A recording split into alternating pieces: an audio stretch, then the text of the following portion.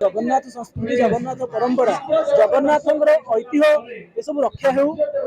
आम आप्राण उद्यम आज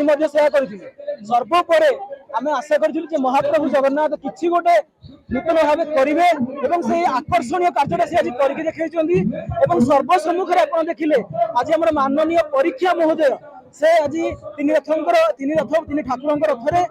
छेरा पहरा कार्य समापन कले गोटे सेवायत हिसाब से मु जगन्नाथ निकट में कृतज्ञ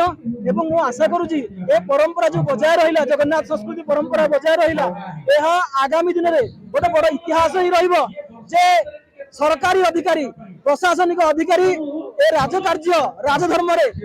कौन आपत्ति रहा अंतर्भुक्त हो पारे ना यह केवल जड़े ब्राह्मण सेवक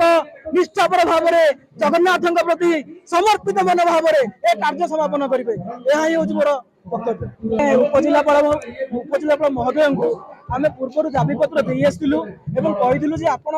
व्यतिक्रम करूँ ना आप अंततः जो जिले उपजिलापाल अच्छा से जिलार ऐतिह्य संस्कृति परंपरा को रक्षा कर प्रथम कर्तव्य हूँ आपड़ा रक्षा करने यत्नवान हूँ किंतु से आम कथा को कौन प्रकार भ्रूक्षेप करते आज महाप्रभुंर आज्ञा महाप्रभुंर आदेश आम निजक समर्पण करूँ उपजिलापाल को दृढ़ विरोध करूँ जे से कार्य निवृत्त रुहतु आम बहुत धन्यवाद दूँ सर्वशेष से सब कथा बुझी पार्टी निजर निष्पत्ति प्रत्याहार कर जगन्नाथ सेवा से समर्पित होती जहाँकि गोटे ग्रहणीय कथा आम धन्यवाद अर्पण कर सेंटिमेंट गोटे सेंटिमेंट जिला प्रशासन कहीं प्रकार सेंटिमेंट नहीं गोटे दाबी करते किंतु सेमती किसी अप्रीतिकर सिचुएसन हो नाला गोटे दाबी करते आलोचना माध्यम समाधान है सब कलेक्टर एवं परीक्षा दी जन जाक जी उपरको छेरा पहरा कार्यक्रम कर